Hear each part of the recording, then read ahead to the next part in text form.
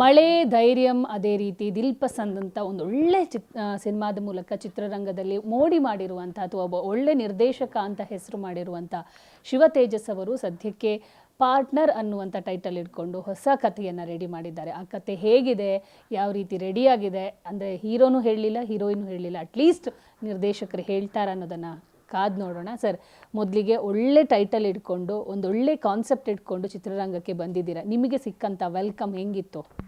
ತುಂಬ ಚೆನ್ನಾಗಿತ್ತು. ಮೊದಲಿಗೆ ಆಯ್ ಪಾರ್ಟ್ನರ್ಸ್ ಎಲ್ಲರೂ ಪಾರ್ಟ್ನರ್ಸೇ, ಅಭಿಮಾನಿ ಪಾರ್ಟ್ನರ್ಸ್ಗಳವರು. ನಿಜವಾಗ್ಲೂ ಈ ಸಿನಿಮಾ ಪಾರ್ಟ್ನರ್ ಅಂತ ಏನು ಇಟ್ಟಿದ್ದೀವಿ, ತುಂಬ ಅದು ಅದ್ಧೂರಿಯಾಗಿರುತ್ತೆ. ಆ ವೆಲ್ಕಮ್ಮೇ ಅದ್ಧೂರಿಯಾಗಿರುತ್ತೆ. ಸರ್, ನೀವು ಯಾವ ಥರದ ಪಾರ್ಟ್ನರನ್ನು ತೋರಿಸ್ತಿದ್ದೀರಿ? ಅಂದರೆ ಲೈಫ್ ಪಾರ್ಟ್ನರ್ ಅಂತ ಇರ್ತಾರೆ, ಫ್ರೆಂಡ್ಸ್ ಪಾರ್ಟ್ನರ್ಸ್ ಅಂತ ಇರ್ತಾರೆ.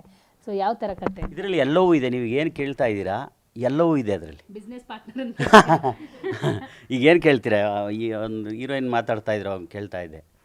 ಆ ಅಮ್ಮನೂ ಪಾರ್ಟ್ನರು, ಅಪ್ಪನೂ ಪಾರ್ಟ್ನರು, ಮಗಳು ಪಾರ್ಟ್ನರು, ಎಲ್ಲರೂ ಪಾರ್ಟ್ನರು. ಪಾರ್ಟ್ನರ್ ಅನ್ನೋದು ಎಷ್ಟು ಮುಖ್ಯ ಅನ್ನೋದನ್ನ ಈ ಸಿನಿಮಾದಲ್ಲಿ ಎಲ್ಲರಿಗೂ ರೀಚ್ ಆಗುತ್ತೆ ಇದು. ಹಾಂ ಸರ್, ಇವಾಗ ಹೀರೋನು ಹೀರೋಯಿನು ಒಂದಿಷ್ಟು ಟೈಮ್ ತಗೊಳ್ಳಿ ಅಂತಂದ್ರು ಕತೆ ಬಗ್ಗೆ. ಬಟ್ ನಿರ್ದೇಶಕರಿಗೆ ನಾನು ಹೇಳಲೇಬೇಕು, ರೆಡಿ ಮಾಡಿರೋರೇ ನಿರ್ದೇಶಕರು ಕತೆ. ಒನ್ ಲೈನ್ ಸ್ಟೋರಿ ಹೇಳೋದಾದರೆ, ಈಗ ಪಾರ್ಟ್ನರ್ ಅಂದರೆ ಸಾಕಷ್ಟು ಕನ್ಫ್ಯೂಷನ್ಸ್ ಇದೆ, ಅಥವಾ ಪಾರ್ಟ್ನರ್ ಅಂದರೆ ಏನು ಹೇಳ್ತಾರೆ ಅನ್ನುವಂಥ ಕ್ಯೂರಿಯಾಸಿಟಿನೂ ಇದೆ. ಸೊ ಅದಕ್ಕೊಂದು ಕ್ಲಾರಿಟಿ ಕೊಡೋದಿದ್ರೆ ಪಾರ್ಟ್ನರ್ ಬಗ್ಗೆ one line story. One line ನಾನು ಹೇಳ್ತೀನಿ, ಅವ್ರು ಹೇಳ್ದಂಗೆ. ಏನು ಗೊತ್ತಾ, ಅಮೋರ ಈಗ ಸಾಂಗ್ ರಿಲೀಸ್ ಆಯಿತು, ಎಲ್ರಿಗೂ ಅಮೋರ ಏನಾಗಿದೆ, ಎಲ್ಲರಿಗೂ ಇಷ್ಟ ಆಗಿದೆ, ರಿಚ್ ಆಗಿದೆ. ಸಿನಿಮಾ ಏನು ಎಕ್ಸ್ಪೆಕ್ಟ್ ಮಾಡ್ತಾಯಿದ್ರೆ ಅದಕ್ಕಿಂತಲೂ ರಿಚ್ ಆಗಿರುತ್ತೆ. ಅಮೋರಾನು ಒಂದು ಲೆವೆಲ್ ಇದ್ದರೆ ಇಡೀ ಸಿನಿಮಾನೂ ಆ ಲೆವೆಲಲ್ಲಿರುತ್ತೆ, ಕಲರ್ಫುಲ್ ಆಗಿರುತ್ತೆ. ಕತೆನ ಆಮೇಲೆ ಮಾತಾಡೋಣ ಅಂತ ನಾನು ನಿಮ್ಮ ಹತ್ರ ಹೇಳ್ತೀನಿ. ಇವಾಗ ಅಂದರೆ ಎಲ್ಲೋ ಓದಿದೆ, ಈಗ ನೀವು ಮ್ಯಾರಿಡ್ ಆಗಿದ್ದೀರಾ, ಹಾಂ? ಪಾರ್ಟ್ನರ್ ಅಂದ್ರೇನು ನೀವು ಹೇಳಿ. ಪಾರ್ಟ್ನರ್ ಅಂದರೆ ಈಗ ಪಾರ್ಟ್ನರ್ ಅಂದರೆ ನೀವು ಹೇಳಿ. ಸರ್, ನಾನು ಹೇಳಲ್ಲ ಸರ್, ನನಗೆ ಗೊತ್ತಿಲ್ಲ. ಯಾಕೆ ಗೊತ್ತಿಲ್ಲ? ಇಲ್ಲ, ಎಲ್ಲರ ಲೈಫಲ್ಲೂ ನಡೆದಿರುತ್ತೆ. ಪಾರ್ಟ್ನರ್ ಅನ್ನೋದು ಎಷ್ಟು ಮುಖ್ಯ ಅನ್ನೋದನ್ನ ಫುಲ್ ಡೀಟೇಲ್ಸಾಗಿ ನೆಕ್ಸ್ಟ್ ಪ್ರೆಸ್ ಮೀಟಲ್ಲಿ ಶೂರ್ ಹೇಳ್ತೀವಿ. ಎಲ್ಲರೂ ನಿಮ್ಗೆ ಆ ಕತೆ ಕೇಳಿದ್ರೆ ಸರ್ಪ್ರೈಸ್ ಆಗಿರುತ್ತೆ. ಸರ್, ಹಾಡು ರಿಲೀಸ್ ಆದ ತಕ್ಷಣ, ಈಗ ಪಾರ್ಟ್ನರ್ನ ಮೊದಲ ಹಾಡು ರಿಲೀಸ್ ಆಗಿರೋದು, ಹಾಡು ರಿಲೀಸ್ ಆದ ತಕ್ಷಣ ಎಲ್ಲರೂ ಖುಷಿಪಟ್ಟರು. ಒಂದೊಳ್ಳೆ ಮ್ಯೂಸಿಕ್ ಹೊರಗಡೆ ಬಂದಿದೆ, ಒಂದೊಳ್ಳೆ ಲಿರಿಕ್ಸ್ ಹೊರಗಡೆ ಬಂದಿದೆ, ಇಬ್ಬರ ಕೆಮಿಸ್ಟ್ರಿ ಚೆನ್ನಾಗಿ ವರ್ಕೌಟ್ ಆಗಿದೆ, ಎಲ್ಲರೂ ಮಾತಾಡ್ಕೋತಾ ಇದ್ದಾರೆ. ಒಬ್ಬ ನಿರ್ದೇಶಕನಾಗಿ ಇದೆಷ್ಟು ಖುಷಿ ಕೊಡುತ್ತೆ, ಅಥವಾ ನಿಮಗೆ ಎಷ್ಟು ಸ್ಯಾಟಿಸ್ಫ್ಯಾಕ್ಷನ್ ಇದೆ ಅಂತ ಹೇಳಿ? ಇಲ್ಲ, ನನಗೆ ಈ ಸಾಂಗ್ ಮಾಡಬೇಕಾದ್ರೆ ಅಷ್ಟು. ಈಗ ನನ್ನ ಮಗಳು ಈಗ ಇಂಜಿನಿಯರಿಂಗ್ ಸ್ಟೂಡೆಂಟ್, ನನ್ನ ಮಗಳು ಅವಳು ಅವಾಗಲೇ ಹೇಳ್ತಾ ಇದ್ಲು, ಅಪ್ಪ ನೀನು ಸಾಂಗ್ ಮಾಡೋದಾದರೆ ಈಗೆಲ್ಲ ಜಂಜೀಸು ಮಕ್ಕಳೆಲ್ಲ ಜಂಜೀಸ್ ಅಲ್ವಾ, ಈಗಿನ ಜನ್ರೇಷನ್ಗೆ ನೀನು ಸಾಂಗ್. ನಾನು ಎಲ್ಲ ಸಿನಿಮಾಲು ನಾವು ದಿಲ್ ಪಸಂದಲ್ಲೂ, ರಾಮಾರಾಮ್ ಎಲ್ಲ ಸಾಂಗು ಎಲ್ಲದರಲ್ಲೂ ತಕ್ಕಂಗೆ ಮಾಡ್ಕೊಂಬರ್ತಾಯಿದ್ದೆ.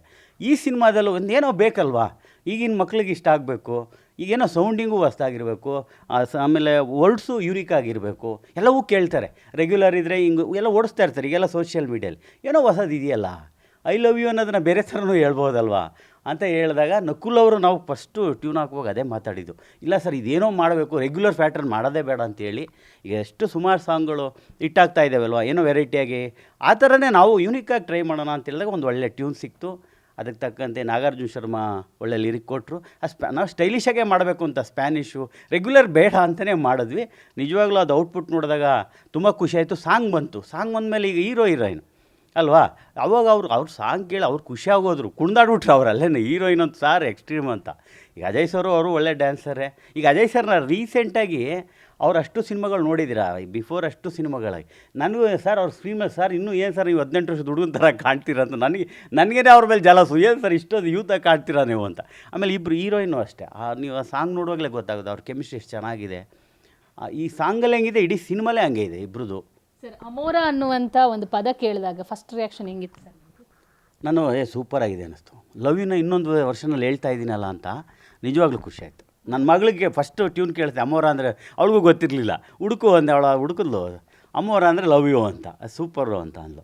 ಹಂಗೆ ಎಲ್ಲರಿಗೂ ಇಷ್ಟ ಆಗುತ್ತಲ್ವ, ಈಗಿನ ಜಂಜೀಸ್ಗೆ ಎಲ್ಲರಿಗೂ ಇಷ್ಟ ಆಗುತ್ತೆ. ಒಂದು ಹೊಸದು ಹೇಳಿದ್ರೆ, ಏನೋ ಒಂದು ಯೂನಿಕಾಗಿ ಹೇಳಿದ್ರೆ ಅದು ಬೆಟ್ರ್ ಇರುತ್ತಲ್ವ ಅಂತ ಮಾಡಿದ್ವಿ. ಸರ್, ನಿಮಗೆ ಕತೆ ರೆಡಿ ಆದಮೇಲೆ ನಾಯಕ ಅಜಯ್ ರಾವ್ ಅವರು ನೆನಪಾದ್ರ, ಅಥವಾ ಅವರನ್ನು ನೆನ್ಪಿಟ್ಕೊಂಡು ಅಂದರೆ ಅವರನ್ನು ಯೋಚನೆಯಲ್ಲಿ ಇಟ್ಕೊಂಡು ಕತೆ ರೆಡಿ ಮಾಡಿದರೆ ಹೇಗೆ? ಇಲ್ಲ, ನಾನು ಈ ಕತೆ ಮಾಡುವಾಗ ಈಗಿನ ಜನ್ರೇಷನಲ್ಲಿ ನಡೀತಾ ಇರೋ ಇನ್ಸಿಡೆಂಟ್ ಕಣ್ಮುಂದೆ ನೋಡಿದ್ದೆ, ಕೆಲವು ಕೇಳಿದ್ದೆ. ಇದನ್ನು ನೋಡ್ತಾ ಆ ಕತೆ ಬರಿತಾ ಅಜಯ್ ಸರ್ಗೆ ಬಂದರು. ಅಜಯ್ ಸರ್ ಜೊತೆ ನಾನು ಧೈರ್ಯ ಮಾಡಿದ್ದೆ, ದಿಲ್ ಪಸಂದಲ್ಲಿ ಮಾಡಿದ್ರು ನನ್ನ ಜೊತೆ. ಕರೆಕ್ಟಾಗಿ ಸೂಟಬಲ್ ಅನ್ನಿಸ್ತು. ಈಗ ಕೃಷ್ಣಲೀಲಾ ಅವ್ರ ಪ್ಯಾಟ್ರನ್ ಏನಿದೆ, ಕೃಷ್ಣಲೀಲಾ, ಕೃಷ್ಣ ಲವ್ ಸ್ಟೋರಿ, ಈ ಥರ ಸಿನಿಮಾಗಳು ಅವ್ರು ಎಲ್ಲರಿಗೂ ಯಾರೇ ಹೋದರೂ ಅಜಯ್ ಸರ್ನ ಹೀರೋ ಅಂತ ಯಾರೂ ನೋಡೋಲ್ಲ. ನಮ್ಮನೆ ಮಗ, ನಮ್ಮನೆ ಹುಡುಗ ಅಂತ ಎಲ್ಲರೂ ಫೀಲ್ ಮಾಡ್ತಾರೆ. ನಾನು ಎಷ್ಟೋ ಜನ ಯಾರು ಅಜಯ್ ಹೀರೋ ಅಂದರೆ ಸೂಪರ್ ಬಿಡ್ರಿ ಹುಡುಗ, ಒಳ್ಳೆ ಹುಡುಗ, ನಮ್ಮ ಥರ ಫೀಲ್ ಆಗ್ತಾರೆ ಅಂತಾರೆ. ಅಂದರೆ ಎಲ್ಲರಿಗೂ ಹತ್ರ ಆಗ್ತಾರೆ ಅವ್ರ ಪರ್ಫಾರ್ಮೆನ್ಸ್ ಇರ್ಬೋದು, ನಮ್ಮನೆ ಹುಡುಗ ಅನ್ನೋ ಥರ. ಆ ಥರ ಈ ಕತೆಗೆ ಈಗ ನಡೀತಾ ಇರೋದಕ್ಕೆ ಅವ್ರು ಪಕ್ಕ ಸೂಟಬಲ್ ಅನ್ನಿಸ್ತು. ಅಜಯ್ ಸರ್ಗೆ ಒಂದು ಸಲ ದಿಲ್ ಪಸಂದ್ ಮಾಡುವಾಗಲೇ ಲೈನ್ ಹೇಳಿದ್ದೆ ನಾನು, ಆಮೇಲೆ ವರ್ಕೌಟ್ ಮಾಡಿದೆ. ಆಮೇಲೆ ಓಕೆ ಸರ್ ಚೆನ್ನಾಗಿದೆ, ಈಗ ಏನು ಬೇಕು, ಈಗಿನ ಟ್ರೆಂಡಿಗೆ ಏನು ಬೇಕು, ಈಗ ಏನು ನಡೀತಾ ಇದೆ ಅದನ್ನ ಇಟ್ಕೊಂಡು ಮಾಡಿದ್ದೆ. ಸರ್, ಈ ಹಾಡಿನ ಸ್ಪೆಷಾಲಿಟಿ ಏನಂದರೆ ಕುನಾಲ್ ಆಗಿರ್ಬೋದು, ಅದರ ಜೊತೆಗೆ ಮ್ಯೂಸಿಕ್ ನಕುಲ್ ಆಗಿರ್ಬೋದು, ಎಲ್ಲ ಮ್ಯಾಚ್ ಆಗ್ತಾ ಇದೆ.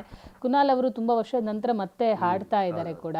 ಅವರು ಎಷ್ಟು ಹ್ಯಾಪಿ ಆಗಿದ್ರು ಈ ಹಾಡನ್ನು ಹಾಡಿದ ಮೇಲೆ? ನಿಮಗೆ ಒಬ್ಬ ನಿರ್ದೇಶಕನ ಹತ್ರ ಬಂದು ಏನಾದರೂ ಮ್ಯೂಸಿಕ್ ನಾನು ಈಗ ಸಾಂಗ್ ಆಡಿಸ್ಬೇಕಾದ್ರೂ ಅದೇ ಅಂದ್ಕೊಂಡ್ವಿ.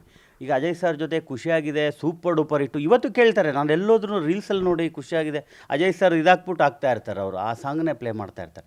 ಇಲ್ಲ ಸರ್ ಇನ್ನೊಂದು ಹಿಟ್ಟು ಹೊಡಿಬೇಕು ಅಂತೇಳಿ ಆಮೇಲೆ ನಕುಲು ನಾವು ಅಜಯ್ ಸಾರು ಇಡೀ ಟೀಮ್ ಮಾತಾಡಿದ್ವಿ. ಇಲ್ಲ ಇನ್ನೊಂದು ಹಿಟ್ಟು ಬೇಕು ನಮಗಿದು, ಎಲ್ಲವೂ ಚೆನ್ನಾಗಿದೆ, ಅದು ಒಂದು ಚೆನ್ನಾಗಿರಲಿ. ಪ್ರೊಡ್ಯೂಸರ್ ಅದೇ ಹೇಳಿದ್ರು, ಸರ್ ನೀವು ಯಾವ ಸಿಂಗರ್ ಹೇಳ್ತೀರ ಅವ್ರು ಹಾಕಿ ಅಂತ ಹೇಳಿದ್ರು. ಕೊನೆಗೆ ಹಿಟ್ ಕಾಂಬಿನೇಷನು. ಈಗ ರೀಸೆಂಟಾಗಿ ಯಾವುದು ಆಡಿರಲಿಲ್ಲ ನಕುಲ್ ಕುನಾಲ್ ಗಾಂಜಾಲ್ ಅವರು. ಆವಾಗ ಏನು ಮಾಡಿದ್ವಿ, ಕುನಾಲ್ ಗಾಂಜಾವಲನೇ ಮಾತಾಡಿದ್ವಿ. ಅವ್ರು ಖುಷಿಯಾಗೋದ್ರು. ಅಜಯ್ ಸರ್ಗೆ ಆಲ್ರೆಡಿ ಗೊತ್ತು, ನಾನು ಆಲ್ರೆಡಿ ಹಿಟ್ ಸಾಂಗ್ ಕೊಟ್ಟಿದ್ದೀನಿ. ಅವರು ಎಕ್ಸೈಟು ಆದರು, ಸರ್ಪ್ರೈಸು, ಅವ್ರಿಗೂ ಖುಷಿಯಾದರು. ಅವರು ನಮ್ಮ ಸಾಂಗ್ ಕೇಳಿ ಇವತ್ತು ಅವರು ತುಂಬ ಪ್ರಮೋಟ್ ಎಲ್ಲ ಮಾಡ್ತಾಯಿದ್ದಾರೆ. ಇಲ್ಲ ರೀ ಒಳ್ಳೆ ಸಾಂಗ್ ಆಗುತ್ತೆ ಅಂತ. ಸರ್, ಇಂಡಸ್ಟ್ರಿಯಲ್ಲಿ ಈ ಒಂದು ಸಿನಿಮಾಕ್ಕೆ ಯಾವ ಥರ ಸಪೋರ್ಟ್ ಸಿಗ್ತಿದೆ? ಯಾಕಂದರೆ ಪಾರ್ಟ್ನರ್ ಅನ್ನುವಂಥ ಟೈಟಲ್ ಫಿಕ್ಸ್ ಆದಮೇಲೆ ನೀವೊಂದು BGM ಮಾಡಿ ಅದಕ್ಕೆ ಒಂದು AI ವಿಡಿಯೋಗಳನ್ನು ಬಿಡ್ತೀರಾ. ಕನ್ನಡ ಚಿತ್ರರಂಗದ ಹೀರೋ ಪಾರ್ಟ್ನರ್ಗಳನ್ನು, ಅಂದರೆ ಅಮೂಲ್ಯ ಜಗದೀಶ್ ಆಗಿರ್ಬೋದು, ಡಾರ್ಲಿಂಗ್ ಕೃಷ್ಣ ಮತ್ತು ಮಿಲನ್ ಆಗಿರ್ಬೋದು, ಪ್ರೇಮ್ ಮತ್ತು ರಕ್ಷಿತಾ ಆಗಿರ್ಬೋದು, ಶರಣ್ ಅವರ ವೈಫ್ ಆಗಿರ್ಬೋದು. ಸೊ ಅವ್ರು ನೋಡಿರ್ತಾರೆ, ಅವ್ರಿಗೆ ಗೊತ್ತಿರುತ್ತೆ ಕೂಡ. ಅವ್ರು ಏನಂದ್ರು ಈ ಒಂದು ಟೈಟಲ್ ನೋಡಿದಾಗ, ಈ ಸೀನ್ಗಳನ್ನೆಲ್ಲ ಅಬ್ಸರ್ವ್ ಮಾಡಿದಾಗ? ಇದು ಆ್ಯಕ್ಚುಲಿ ಕಾನ್ಸೆಪ್ಟ್ ಬಂದಿದ್ದು ಅಜಯ್ ಸರ್ದೇ. ಈ ಥರ ಏನೋ ಒಂದು ಹೊಸ್ದಾಗಿ ಮಾಡೋಣ ಸರ್ ಅಂದಾಗ ಅಜಯ್ ಬೃಂದ ಇಬ್ಬರು ಸೇರಿ ಇಲ್ಲ ಏನಾದರೂ ಎಲ್ಲಿ ಏನಾದರೂ ಮಾಡೋಣ ಅಂತೇಳಿ ಆ್ಯಕ್ಚುಲಿ ಅವ್ರದ್ದೇ ಇದು ಕ್ರೆಡಿಟು ಅಂದ್ಕೊಂಡು ಮಾಡಿದ್ವಿ. ಆಮೇಲೆ ಎಲ್ಲರಿಗೂ ಮಾತಾಡಿದ್ವಿ ನಾವು ಆಮೇಲೆ ಪಾರ್ಟ್ನರ್ ಟೈಟ್ಲಿಗೆ ಸೂಪರಾಗಿ ಮಾಡಿ ಅಂತ ಎಲ್ಲರೂ ಸಪೋರ್ಟ್ ಮಾಡಿದ್ರು. ಈ ಕನ್ನಡ ಇಂಡಸ್ಟ್ರಿಯಲ್ಲಿ ಎಲ್ಲರೂ ಸಪೋರ್ಟ್ ಮಾಡಲೇಬೇಕು. ಒಂದು ಒಳ್ಳೆ ಸಿನಿಮಾ ಬರ್ತಾಯಿದೆ, ಒಳ್ಳೆ ಟೈಟ್ಲು ಬರ್ತಾಯಿದೆ. ನಾವು ಎಲ್ಲರಿಗೂ ಲೈಫಲ್ಲಿ ಪಾರ್ಟ್ನರ್ಗಳು ಇದ್ದೇ ಇರ್ತಾರೆ. ಪಾರ್ಟ್ನರ್ ಅವ್ರಿಗೂ ಖುಷಿ ಅಲ್ವಾ, ಅವ್ರ ವೈಫ್ ಜೊತೆ ಸೋರಿದಾಗ, ಅವ್ರ ಫ್ರೆಂಡ್ಸ್ ಜೊತೆ ದೋರಿದಾಗ ಅದು ಖುಷಿ ಆದರೂ ಎಲ್ಲರೂ ಪಾಸಿಟಿವ್ ಆಗಿ ತೊಗೊಂಡ್ರು. ನಿಮ್ಮ ಪಾರ್ಟ್ನರ್ ಏನಂದ್ರು? ರಿಯಲ್ ಪಾರ್ಟ್ನರ್ ನನ್ನ ಪಾರ್ಟ್ನರು ಖುಷಿ ಆದರು ಬೇಡ.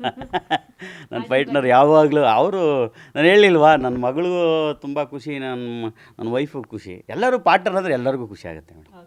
ಸಾಂಗ್ ಕೇಳಿ. ಓಕೆ ಸರ್, ಸಾಂಗು ತುಂಬ ರಿಚ್ ಆಗಿ ಮೂಡ್ ಬಂದಿದೆ. ಸೊ ಇಷ್ಟೆಲ್ಲ ರಿಚ್ನೆಸ್ಸು ಇರಬೇಕಂದ್ರೆ ದುಡ್ಡು ಚೆನ್ನಾಗಿ ಸ್ಪೆಂಡ್ ಮಾಡಿರ್ತೀರ. ನಿರ್ಮಾಪಕರಾಗಿರುವಂಥ ಹರೀಶ್ ದೇವತಂದ್ರೆ ಅವರು ಏನು ಹೇಳಿದರು, ಅಥವಾ ಈ ಥರ ಒಂದು ಕಾನ್ಸೆಪ್ಟ್ ರೆಡಿ ಮಾಡ್ತಿದ್ದೀವಿ ಅಂದಾಗ ಅವ್ರು ಯಾವ ಥರ ಸಪೋರ್ಟಿವ್ ಆಗಿ ನಿಂತರು ನಿಮ್ಮ ಜೊತೆ? ಇಲ್ಲ, ಇದು ಹರೀಶ್ ದೇವಿತ್ತಂದರೆ ಅವ್ರ ಬಗ್ಗೆ ಹೇಳಲೇಬೇಕು. ಅವರು ನನ್ನ ಮುಂಚಿನ ಸಿನಿಮಾದಲ್ಲಿ ಡೈರೆಕ್ಟರ್ ವರ್ಕ್ ಮಾಡಿದರು, ನಿರ್ಮಾಪಕರು. ಆ್ಯಕ್ಚುಲಿ ಈಗ ನನಗೆ ಮುಂಚೆ ದಿಲ್ ಪಸಂದ್ ಅಂತ ಸಿನಿಮಾನ ಅವರೇ ಕೊಡಿಸಿದ್ರು ನನಗೆ. ನಂದು ಒಳ್ಳೆ ಕತೆ ಹೇಳಿ ಪ್ರಪೋಸ್ ಮಾಡಿಸಿ ಎಲ್ಲ ಕಡೆ ಹೇಳಿ, ಇಲ್ಲ ಸರ್ ಸಿನಿಮಾ ಚೆನ್ನಾಗಿದೆ ಅಂತ ಡಾರ್ಲಿಂಗ್ ಕೃಷ್ಣ ಅವ್ರಿಗೆ ಹೇಳಿ ಪ್ರೊಡ್ಯೂಸರ್ನು ಅವರೇ ಹಿಡ್ಕೊಟ್ಟು ಆ ಸಿನಿಮಾ ಮಾಡಿಸಿದ್ರು. ಹಾಗೆ ಮಾಡ್ತಾ ನಾವು ಈಗ ಜನರಲ್ಲಾಗಿ ಮಾಡುವಾಗ ಕತೆ ಹೇಳ್ತಾ ಇರ್ತೀವಲ್ವಾ, ಅವರು ಆ ಕತೆ ಕೇಳಿದಾಗ ಇಲ್ಲ ಸರ್ ಇದು ನಾನು ಮಾಡ್ತೀನಿ, ತುಂಬ ಚೆನ್ನಾಗಿದೆ ಸರ್. ಅವ್ರದ್ದೊಂದು ಡ್ರೀಮ್ ಇತ್ತು. ನಾವು ಹಳ್ಳಿಯಿಂದ ಬಂದಿದ್ದೀವಿ, ಅವರು ಹಳ್ಳಿಯಿಂದ ಬಂದಿದ್ದೀವಿ. ಏನೋ ಒಂದು ಜೀವನದಲ್ಲಿ ಸಾಧನೆ ಮಾಡಬೇಕು ಅಂತ ಆ ಸಾಧನೆ ಇಟ್ಕೊಂಡು, ಇಲ್ಲ ಸರ್ ಒಂದು ಒಳ್ಳೆ ಸಿನಿಮಾ ಮಾಡಬೇಕು ಸರ್, ನನ್ನ ಫ್ಯಾಮಿಲಿ ಕೂತ್ಕೊಂಡು ಸಿನಿಮಾ ನೋಡ್ಬೇಕು ಸರ್ ಅಂತೇಳಿ ಅವ್ರು ಏನು ಡ್ರೀಮ್ ಇತ್ತು. ನಾನು ಕತೆ ಹೇಳಿದೆ, ಇಲ್ಲ ಸರ್ ಇದು ನೀವೇನು ಹೇಳಿದರೆ ಅದು ನನಗೆ ಅದು ಇಷ್ಟ ಆಯಿತು, ಫ್ಯಾಮಿಲಿ ಜೊತೆ ಸಿನಿಮಾ ನೋಡೋಣ ಅಂತೇಳಿ. ಪ್ರತಿದಿನ ಅವ್ರು ಯಾವತ್ತೂ ಕೂಡ ಒಂದು ಬಜೆಟ್ ವಿಷಯಕ್ಕೆ, ನೀವು ಸಾಂಗ್ ನೋಡಿದ್ದೀರಾ, ಸಾಂಗ್ ಎಷ್ಟು ರಿಚ್ಚಾಗಿ ಕಾಣ್ತಾ ಇದೆ. ಒಂದು ಕಾಸ್ಟ್ಯೂಮ್ ಇಡ್ಬೋದು, ಕೊರಿಯೋಗ್ರಾಫರ್, ನನಗೆ ಇವರೇ ಟೆಕ್ನಿಷಿಯನ್ ಬೇಕು, ಇವರೇ ಬೇಕು, ಮ್ಯೂಸಿಕ್ ಇವರೇ, ಏನು ಯಾವುದಕ್ಕೂ ಕೂಡ ಅವ್ರು ಒಂದು ದಿವಸನೂ, ಯಾಕೆಂದರೆ ಅವರು ಒಬ್ಬರು ಟೆಕ್ನಿಷಿಯನ್ ಆಗಿ ಸಿನಿಮಾ ಇಂಡಸ್ಟ್ರೀಲಿ ಒಂದು 15 ವರ್ಷದಿಂದ ಬಿಸ್ನೆಸ್ಸು, ಸ್ಯಾಟಲೈಟ್ ಬಿಸ್ನೆಸ್ ಎಲ್ಲವೂ ಗೊತ್ತಿರೋದ್ರಿಂದ ಸಿನಿಮಾಗೆ ಏನು ಬೇಕು ಅನ್ನೋದು ಅವ್ರಿಗೆ ಪಕ್ಕ ಗೊತ್ತಿತ್ತು. ಆವಾಗ ಏನು ಮಾಡಿದ್ರು, ಇಲ್ಲ ಸರ್ ಇದನ್ನು ಪಕ್ಕ ವರ್ಕೌಟ್ ಆಗುತ್ತೆ, ಈ ಸಿನಿಮಾ ಡೆಫಿನೆಟ್ಲಿ ವರ್ಕೌಟ್ ಅಂತ ಫುಲ್ ಸಪೋರ್ಟಿವ್ ಮಾಡಿದ್ರು. ಇವತ್ತು ಆ ರಿಚ್ನೆಸ್ಸು ಸಾಂಗ್ ನೋಡಿದ್ದೀರಾ, ಇಡೀ ಸಿನಿಮಾನೂ ಕೂಡ ಹಂಗೆ ಕಾಣುತ್ತೆ ಮೇಡಮ್. ಸರ್, ಕೊನೆಯದಾಗಿ ಹಾಡಂತೂ ಮೋಡಿ ಮಾಡ್ತಾ ಇದೆ. ಖಂಡಿತ ಸಿನಿಮಾಕ್ಕೆ ಒಂದು ಬಿಗ್ ಇನ್ವಿಟೇಷನ್ ಕಾರ್ಡ್ ಅನ್ಬೋದು ಇದು. ಆದರೆ ಇದರ ಜೊತೆಗೆ ಪ್ರಸ್ತುತ ಒಂದಿಷ್ಟು ಇನ್ಸಿಡೆಂಟ್ಗಳು ನಿಮ್ಗೆ ಗೊತ್ತಿದೆ ಅಲ್ವಾ? ನಾನು ಆಗಲೇ ಹೇಳಿದೆ, ಅಜಯ್ ಸರ್ಗೆ ಕೇಳಿದೆ, ಬೆಟ್ಟದಿಂದ ತಳ್ಳೋದಾಗಿರ್ಬೋದು, ಮಿಕ್ಸರಲ್ಲಿ ಹಾಕಿ ರುಬ್ಬೋದಾಗಿರ್ಬೋದು, ಆಮೇಲೆ ಸಿಮೆಂಟ್ ಇದರಲ್ಲಿ ಹೂತಾಕಿರೋದಾಗಿರ್ಬೋದು, ಹಾವು ಕಚ್ಚೋದು, ಇಂಥ ಸಾಕಷ್ಟು ಇನ್ಸಿಡೆಂಟ್ಗಳು ಪಾರ್ಟ್ನರ್ಗಳೇ ಮಾಡ್ಕೊತಾ ಇದ್ದಾರೆ. ಒಂದು ಹೆಂಡತಿ ಮಾಡ್ತಾರೆ, ಇಲ್ಲ ಗಂಡ ಮಾಡ್ತಾರೆ. ಇದೆಲ್ಲ ಈ ಸಿನಿಮಾದಲ್ಲಿ ಒಂದಿಷ್ಟು ಅಂಶಗಳನ್ನೇನಾದರೂ ಯೂಸ್ ಮಾಡಿ? ನೀವು ಎಲ್ಲವೂ ಕ್ರೈಮ್ ಹೇಳಿದ್ರಿ. ಪಾರ್ಟ್ನರ್ ಅಂದರೆ ಲವ್ ಇರುತ್ತೆ, ನಂಬಿಕೆನೂ ಇರುತ್ತೆ, ಟ್ರಸ್ಟು ಇರುತ್ತೆ. ಆ ಥರ ಕ್ರೈಮ್ ಎಲ್ಲ ಇಲ್ಲ ಇಲ್ಲಿ.